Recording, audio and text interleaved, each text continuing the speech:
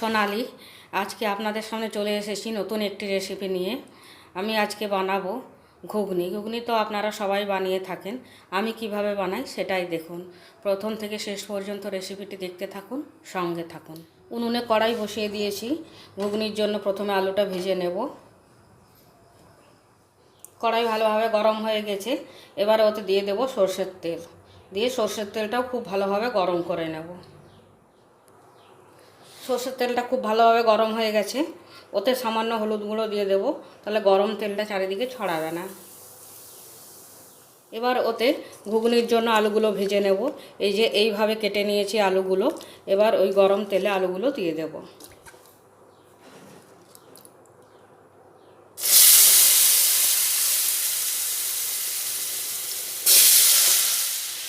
এবার ওতে দিয়ে দেব নুন।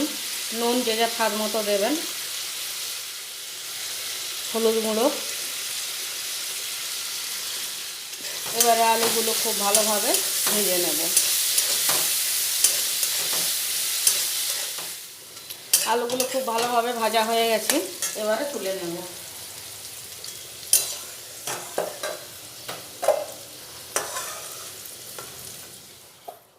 ওই তেলে আরও সামান্য একটু তেল দিয়ে দেব, দিয়ে তেলটা ভালোভাবে গরম করে নেব।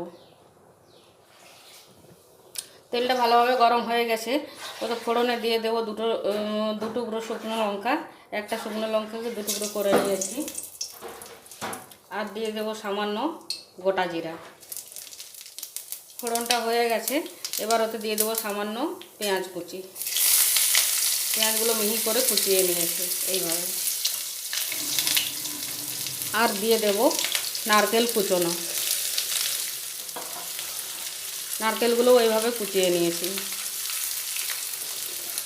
এবার এগুলো একটু ভালোভাবে নাড়াচাড়া করে নেব। নারকেল ও পেঁয়াজ খুব ভালোভাবে ভাজা হয়ে গেছে, এবার ওতে দিয়ে দেব মশলা।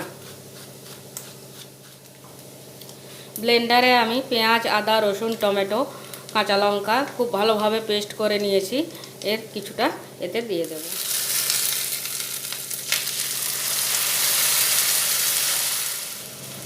এবার ওতে দিয়ে দেব নুন। নুনটা যে যার স্বাদ মতো দেবেন। আর দেব হলুদ গুঁড়ো। দিয়ে খুব ভালোভাবে 2 মিনিট মিশিয়ে নেব, যাতে আদা, রসুন আর পেঁয়াজের কাঁচা গন্ধটা চলে যায়। 2 মিনিট ভাজা হয়ে গেছে, আর পেঁয়াজ, আদা, রসুনের কাঁচা গন্ধটাও চলে গেছে। এবার ওতে কিছু গুঁড়ো মশলা দিয়ে দেব। জিরে গুঁড়ো, ধনে গুঁড়ো,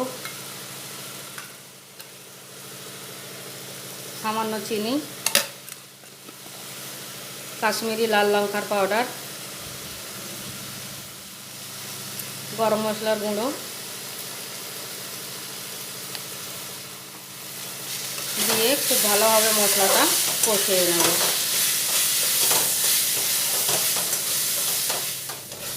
মশলাটা ভালোভাবে কষানো হয়ে গেছে, এবার ওতে দিয়ে দেব সিদ্ধ করে রাখা মটর।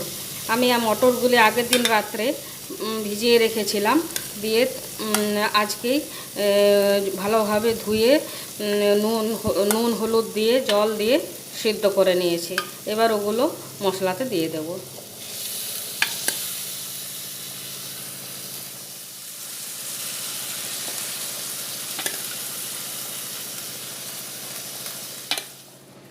এবার মটরগুলো কিছুক্ষণ নাড়াচাড়া করে কষিয়ে নেব।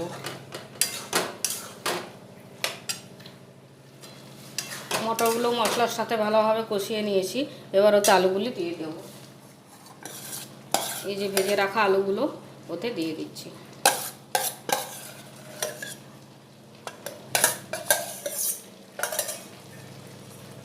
দিয়ে আবারও 2 মিনিট ভালোভাবে কষিয়ে নেব।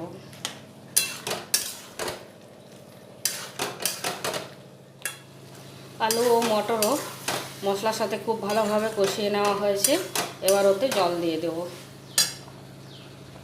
জল